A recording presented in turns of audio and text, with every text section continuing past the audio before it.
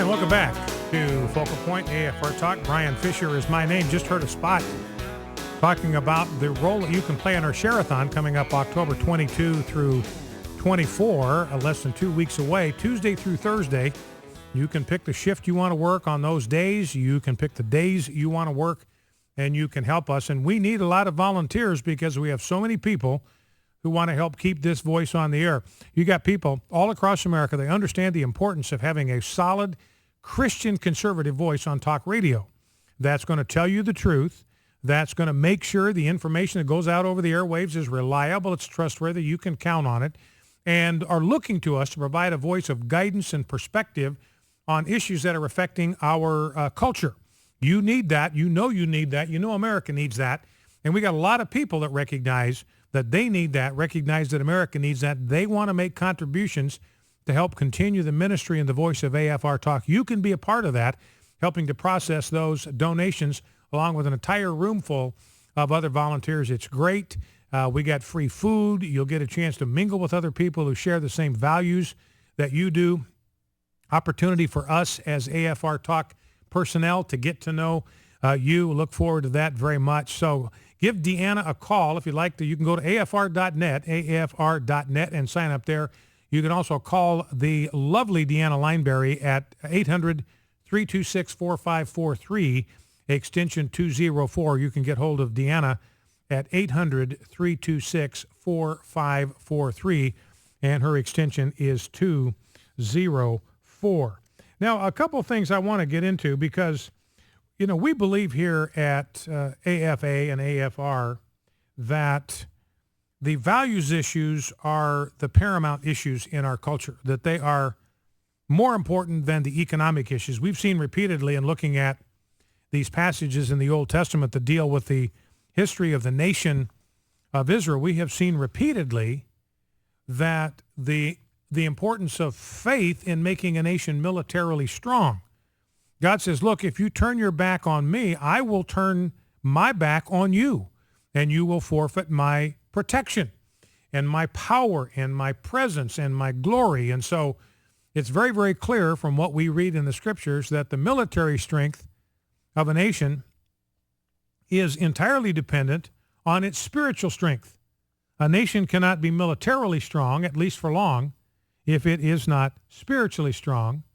And if a nation is spiritually weak, it cannot be militarily strong for a while. It might be able to coast, and I believe that's kind of what we're doing now. We're kind of coasting on the spiritual capital that has been built up and has been invested in our armed forces. But we have a president, commander-in-chief, that's committed to the process of stripping the presence of Christ from our military. He is waging a war on Christ. Our commander-in-chief is waging a war on Christ in the military.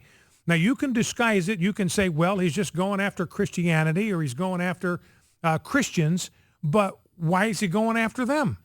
Well, because of the first syllable in those words. What's the first syllable in Christianity? It is Christ. What's the first syllable in Christian? It is Christ. What's the first syllable in Christmas? It is Christ. So make no mistake, when you've got an attack on faith, on religious liberty, it is an attack on Christ. So we've got a president that is waging war against the King of Kings and the Lord of Lords. He's waging a war against Christ and his welcomed presence in the military and in other and all of our institutions. Now, I want to talk about a couple of examples where this religious liberty is under assault and give you some perspective on this. Here is that story I mentioned at the top of the hour. It's from WRCB-TV. This is from Hamilton County, Tennessee, and it features a pastor from Rehoboth Baptist Church, Alan Stewart. And he was invited to speak at Sale Creek Middle High School on 9/11, on the anniversary of 9/11. And he was asked, did I mention God in the speech that day? And he said, I sure did. So that has gotten the ire of a secular fundamentalist group, the Freedom From Religion Foundation. He, in his 7-minute speech, he mentioned one Bible verse, and he mentioned the word God 6 times in 7 minutes. And for this, the Freedom from Religion Foundation is getting right up in the grill of the Hamilton County Board of Education, trying to make trouble for this school, claiming that he had violated the separation of church and state, that there's something inappropriate about religion or religious expression being in the schools. Now, and we'll apply the same template to a couple of other stories that I'm going to share with you, because it's important that we understand this, that this cannot possibly, what this pastor did, reading a Bible verse and mentioning the name of God 6 times in a 7-minute speech at a public school, cannot possibly be a violation of the First Amendment as it was given to us by the founders. I'm talking about the Constitution as it was given to us by the founders, not as it has been mangled out of all recognition by activist courts. I'm talking about the Constitution that Alexander Hamilton and Sam Adams and John Adams and George Mason and those guys left to us. That's the Constitution that I am talking about. And remember the first word in the First Amendment: Congress shall make no law respecting an establishment of religion or prohibiting the free exercise thereof. Who and what is prohibited from acting in the First Amendment? Congress, and Congress alone. Who is restrained by the provisions of the First Amendment? Congress and Congress alone. No other entity is restrained by the First Amendment as given to us by the Founding Fathers. It's never been amended. It's never been changed. It means the same thing today it meant in 1789. Congress cannot make a law that establishes religion, that is to pick one Christian denomination, make it the official church of the United States, and Congress cannot pass any law that prohibits the free exercise of religion. So these guys are trying to use the authority and power of the federal government to intrude on the free exercise of religion at this middle school in Tennessee. So who are the ones that are violating the First Amendment? It would be the Freedom from Religion Foundation, because they're trying to use the coercive power of the federal government to prohibit the free exercise of religion in this middle school. They are the ones, and any federal judge who would give them the time of the day, they would be the ones violating the First Amendment. Why?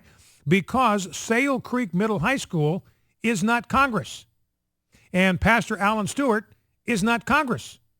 So since the First Amendment was written to restrain exclusively the actions of Congress, it is simply impossible from a logical standpoint, a rational standpoint, a moral standpoint, a legal standpoint, a constitutional standpoint. It is impossible for a school or a teacher or a principal or a student or a pastor speaking at a school, it is impossible for them to violate the First Amendment. Why? Because they are not Congress. And that's the position we need to take in every time one of these issues comes up. The only question to ask is the entity that's acting here Congress. If it's anybody other than Congress, it cannot possibly be a violation of the First Amendment. Now, you got that right now in the fall all across the South. American Civil Liberties Union, the ACLU, they sent a letter out to 130 superintendents in Tennessee telling them you have got to stop letting students pray before public high school football games on the PA system. You got to stop it because you are violating the separation of church and state. Here is their letter. As you know, the First Amendment prohibits government policies and practices, quote, respecting an establishment of religion or prohibiting the free exercise thereof. Now, you notice what they've done here. They didn't start quoting the First Amendment till they got past Congress. They've reinterpreted it to say that the First Amendment prohibits government.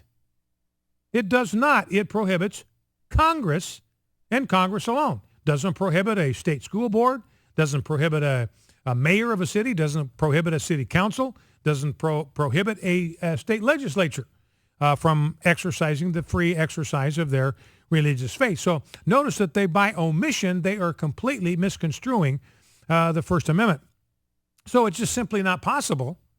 It's not possible for a student to violate the First Amendment by praying before a football game because he's not Congress. It's not possible for a superintendent of a school system by giving permission to a student to pray before a before a football game. It's not possible for him to be in violation of the First Amendment because he's not Congress. Now, we know that public prayer is perfectly fine. Even public prayer that is paid for by the taxpayers is fine. It's not a violation of the First Amendment because Congress has a guy opening prayer. I'm going to have a soundbite from the chaplain of the United States Senate. He gets paid every day to offer a prayer before the opening of the United States Senate. That is not a violation of the First Amendment because Congress, by letting a guy pray, they're not picking one Christian denomination and saying this is the official denomination of the United States of America. This is our national church. It's the Methodist or it's the Presbyterian or it's the Baptist. They don't do that. That's why we have religious freedom. All denominations, all Christian denominations have equal protection under the First Amendment. So not even having a chaplain pray before Congress and Senate is a violation of the First Amendment. That happens every single solitary day. If it's okay for a chaplain to pray before the Senate, it's okay for a student to pray before a football game. Let me repeat myself. If it's okay for a chaplain to pray before the Senate opens, it's okay for a student to pray before a football game. So that's the answer. Is this student violating the Constitution, the First Amendment? Absolutely not. Why? Because a student is not Congress. What part of that is difficult to understand? Now I'll tell you how this tyranny is broken. The way this tyranny is broken when you've got a school board that says, forget about it. We can read the Constitution. It doesn't ban prayer in there anywhere. We can read it. It's not in there.